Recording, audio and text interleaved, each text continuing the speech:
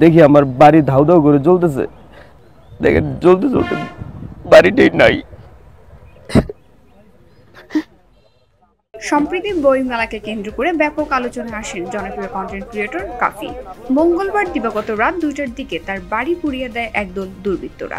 অন্তর্বর্তী সরকারকে উদ্দেশ্য করে তিনি বলে 7 দিনের মধ্যে নতুন ঘর নির্মাণ ও দোষীদের গ্রেফতার করতে হবে, আর না হলে বিপ্লবী সরকারকে ডাক দেওয়া হবে। প্রয়োজনে বাড়ির সামনে দাঁড়াবে, টিএসসির রাস্তা ব্লক করবে। বুধবার 12 ফেব্রুয়ারি পটুয়াখালীর কলাপাড়া উপজেলার রজপাড়া গ্রামের নিজ পোড়া ঘরের সামনে সাংবাদিক সম্মেলনে এসব কথা জানান তিনি আরও জানান, শেখ হাসিনা বলেছেন যারা ধানমন্ডি 32-এর বাড়িতে আগুন দিয়েছে তাদের বাড়িঘরও পোড়ানো হবে। কাফির বাবা ABM হাবিবুর রহমান জানান, বাড়ির বাহির থেকে দরজা আটকে আগুন দেওয়া হয়েছে। এতে নগদ অর্থ, স্বর্ণ অলংকার সহ প্রায় 50 লাখ টাকার ক্ষয়ক্ষতি হয়েছে। আমি 7 দিনের আলটিমেটাম দিছি এই সরকারকে ভাই। এটা হাসিনা বিদেশ থেকে এসে আগুন ধরাই দেয় নাই, জিনপুরিতে এসে আগুন ধরাই দেয় নাই ভাই, মানুষই আগুন দিচ্ছে। দেশের আইনশৃঙ্খলা রক্ষাকারী বাহিনীর প্রতি আমি শ্রদ্ধাশীল।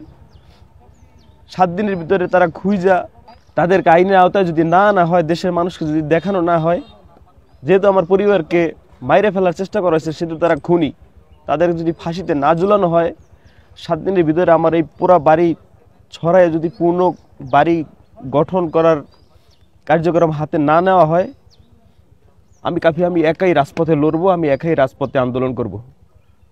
আন্দোলন করতে গিয়ে যদি দেখি কোনো বেনিফিট না আসে, আমি একাই বিপ্লবী সরকারের ডাক দিব। আমি বিপ্লবী সরকারের ডাক দিলে এই দেশের বিপ্লবী ছাত্র জনতা, বিপ্লবী মানুষ, দেশের দেশপ্রেমিক, তারা আশা করি এগিয়ে আসবে।